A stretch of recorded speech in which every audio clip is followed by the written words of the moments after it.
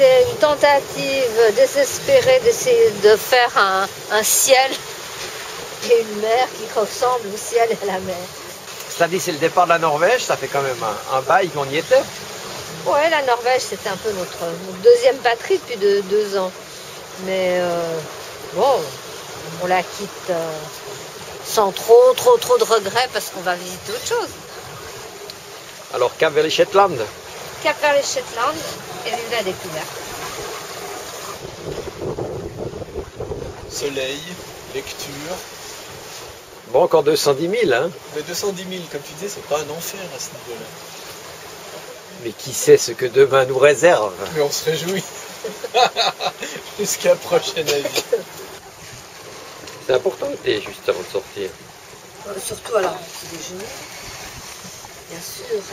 Petit déjeuner à l'auberge du pétrole ce matin, puisque à l'aube, on est en vue des plateformes pétrolières.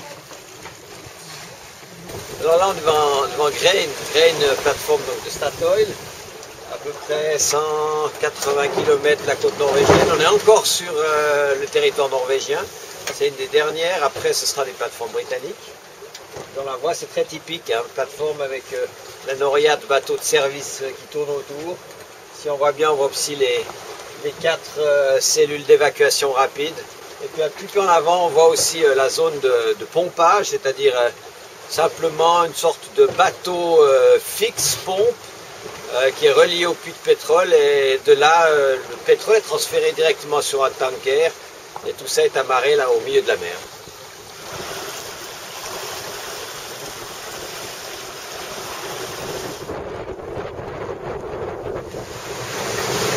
Bon, le temps c'est un peu couvert, on est dans le début du front chaud. Le vent là est bien monté, on a une bonne 20 nœuds, 25 nœuds maintenant de travers. On a pris le deuxième riz aussi bien dans le génois que dans la grand voile et on marche toujours 7 nœuds et demi. Mais c'est vrai que le roulis est devenu beaucoup plus fort.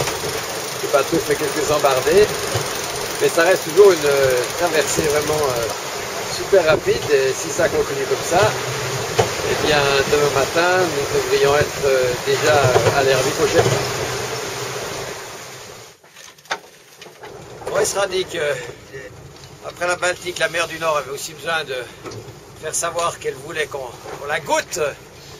Petite grès assez fraîche, mais surtout cette saloperie de filet prise dans les vis. Petite plongée, il est quoi 6 h du matin. Ça met tout de suite dans l'ambiance.